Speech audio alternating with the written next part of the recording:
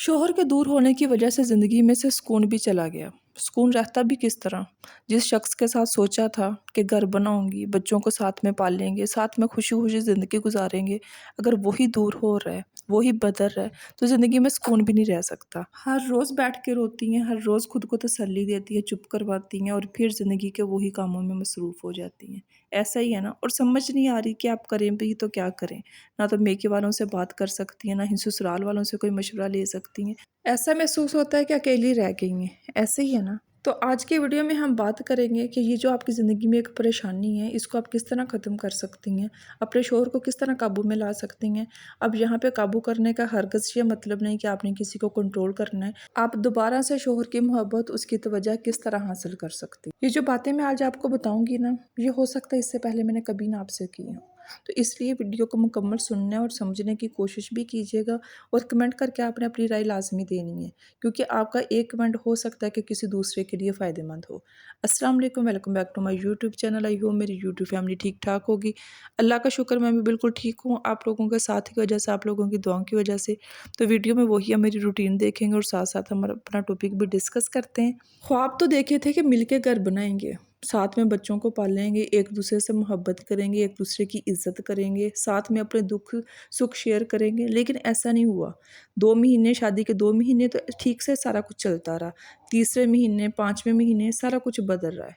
शौहर बदल रहा है, वो आपसे दूर हो रहा है, वो आपसे तंग आ रहा है, आपके साथ वक़्त नहीं गुज़ार रहा, फ़ोन के ऊपर ज़्यादा वक़्त गुज़ार रहा है या बाहर दोस्तों के साथ वक़्त गुज़ार रहा है या अपनी फ़ैमिली में बैठा रहता है, आपकी बात नहीं सुनता, आपको तवज्जो नहीं दे रहा, आपसे प्यार मोहब्बत नहीं कर रहा, छोटी-छोटी बातों पे गुस्सा कर रहा है, आपको ताने दे रहा है। आपको लग रहा है कि आपकी ज़िंदगी बस ख़त्म है, होती भी है। इसी तरह है, जब ख्वाब कुछ और देखे हों लेकिन हो कुछ और रहा हो ना, तो समझ नहीं आ रही होती कि क्या करना है। और ऐसे में ना तो हम मेके वालों से मशवरा ले सकते हैं, क्योंकि कहीं न कहीं वो चीज़ें भी ताना बन जाती हैं। और ससुराल वालों से तो बात कर ही नहीं ना सकते, क्योंकि कहीं न कहीं माइंड में ये चीज़ें होती हैं कि इनकी वजह से ये सारा कुछ हो रहा है। तो फिर क्या करना चाहिए? मैं आपको बताती हूँ कि आपने क्या करना है। आपका शौहर आपसे दूर हो रहा है ना, आप ये सोचो कि आप क्या कर रहे हो। आपके शौहर के दूर होने में आपका कितना हाथ है? मैं कहती हूँ कि ज़्यादातर औरतों का हाथ होता है, वो किस तरह मैं आपको बताती हूँ। सारा दिन बाहर के माहौल में खज्जर ख्वार होने के बाद, पैसे कमाने के बाद, घर आने के बाद घर वाले अदालत लगा लेते हैं। तुम्हारी बीवी इस तरह करती है, तुम्हारी बीवी कमरे से बाहर नहीं निकलती, वो घर के काम नहीं करती। बेशक झूठ बोला जाता है, लेकिन बोला जाता है। उसको ये बातें सारी बताई जाती हैं कि कमरे में जाके ये फट जाए। उसको बोला जाता है कि ये हमें नीचा समझती है, हमारे पास नहीं आके बैठती, कमरे में सारा दिन अपने फ़ोन पे लगी रहती है, अपने घर वालों से बातें करती है। जैसे वो कमरे में आता है, आप शुरू हो जाती हो, मेरी ज़िंदगी बर्बाद होगी, तुम्हारे घर वाले मेरे साथ ये सलूक करते हो, तुम तो सारा दिन बाहर रहते हो, मैं कमरे में फँस गई, मैं मर गई। ऊपर से आप एहसान करती हो उस पे, मैं तुम्हारी खातिर बहुत कुछ बर्दाश्त कर रही हूँ।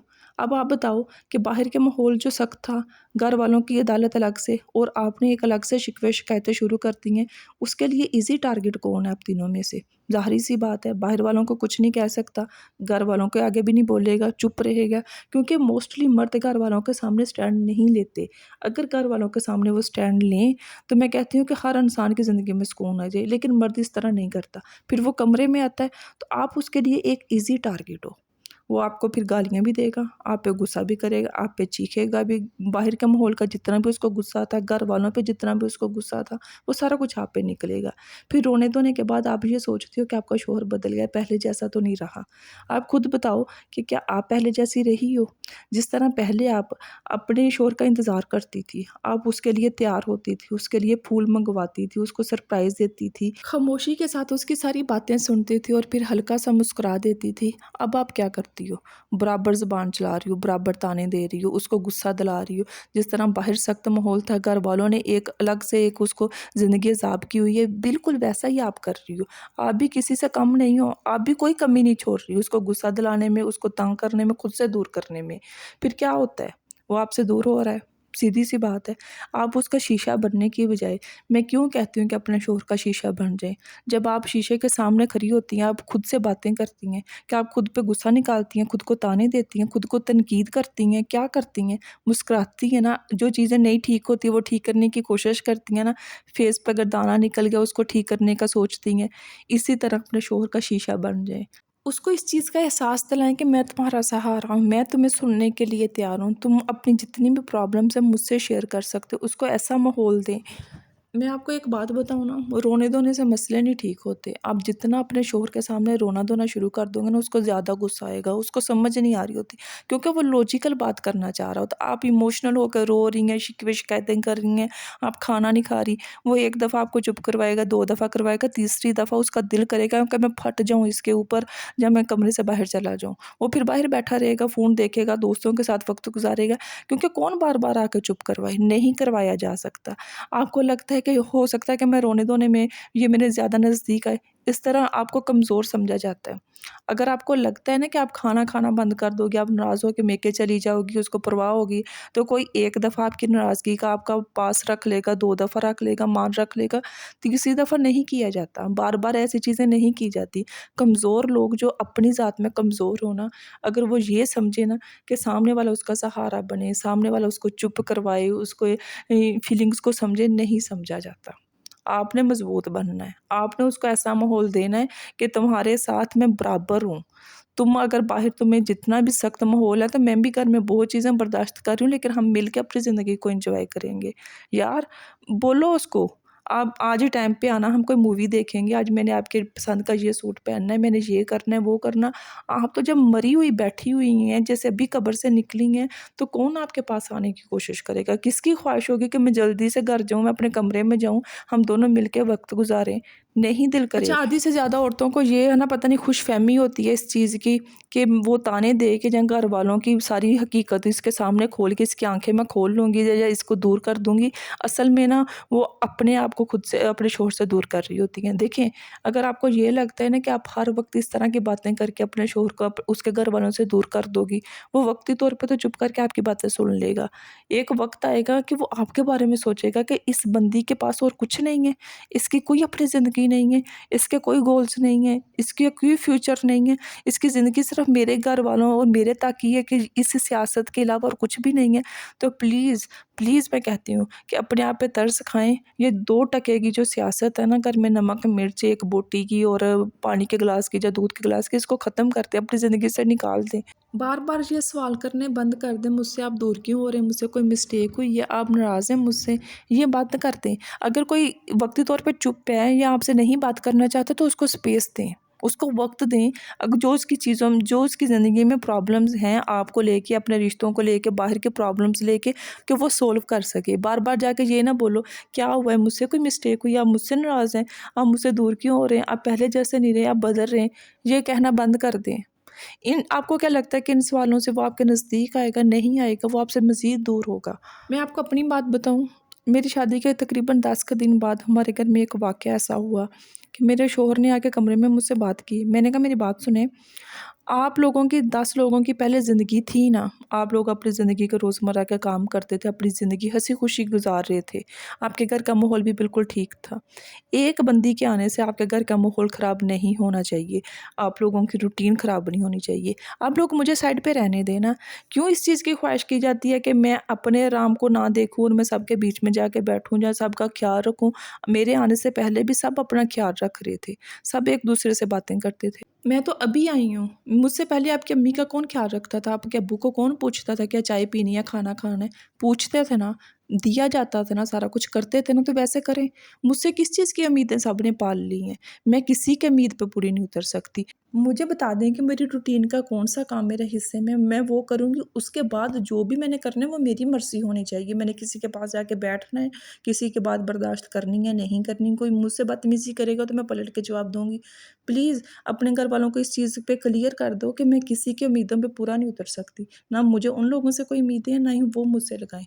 देखिए, ये मेरी डायरेक्ट एक मेरी वो लाइन्स थी कि जो मेरे हस्बैंड को भी इस चीज़ की समझ आ गई और आज तक उसको इस चीज़ की समझ है कि वाक़या में एक बंदे के आने से 10 लोग किस तरह शिकायतें कर सकते हैं कि हमारे घर का माहौल ख़राब हो गया, ये ऐसे नहीं करती, वैसे नहीं करती। सब जिस तरह पहले अपनी ज़िंदगी गुज़ारे थे, वैसे गुज़ारे ना। तो वही बात है, आपको आपने जब भी अपनी बात रखनी है, अपना पॉइंट रखना है, आपको आप क्लियर होनी चाहिए। आपको पता होना चाहिए कि आप क्या बोल रहे हो। आप क्यों लोगों की बातें सुन के अपने आप को बदलने की कोशिश कर रहे हो, जो अपनी रूटीन ओपिनियन बदलने की कोशिश या अपने शोहर के साथ बहस कर रही हो, नहीं बनती। देखिए, बाहर के लोग आपके कमरे से बाहर के जितने भी लोग हैं ना, वो तो चाहते हैं कि आप मियाँ-बीवी के दरमियान में ये सारी चीज़ें हों, क्योंकि लोगों ने बाहर कान लगाए होते हैं।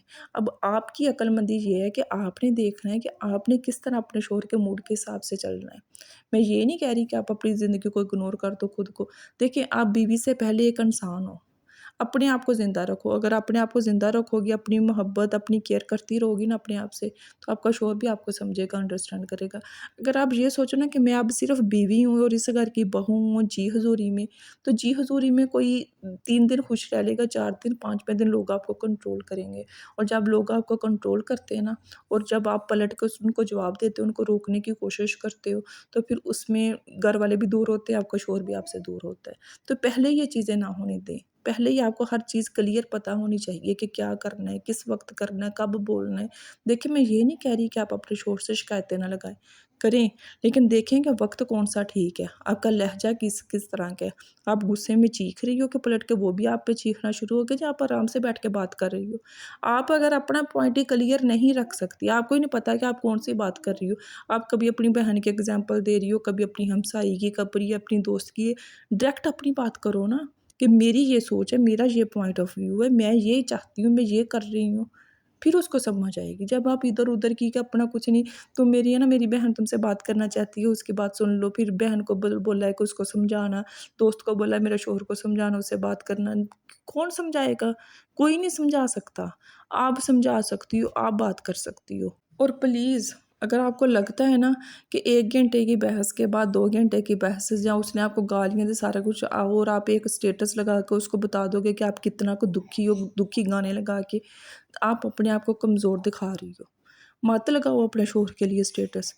आपके क्या क्या आपके स्टेटस, आपकी फीलिंग्स, आप जो महसूस कर रही हो, जो जिस चीज़ की आपको दर्द हो रहा है, आपका स्टेटस वो बता सकता है? कभी भी नहीं बता सकता। 1 दिन, 2 दिन बात ना करिए, उसके बाद जब आप बैठोगे तो उसको बताओ कि आप ये फ़ील कर रही थी।